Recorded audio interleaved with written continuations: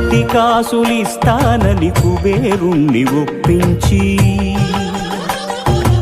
అప్పు చేసి పెండ్లి కొడుకు అయ్యే ఆదిదేవుడు.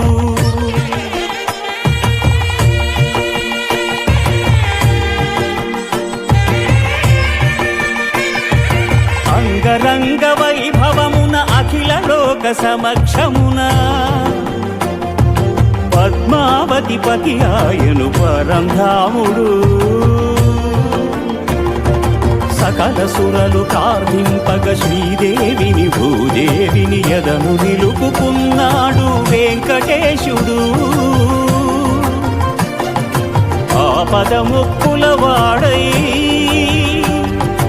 అభయములిచ్చెడివాడై,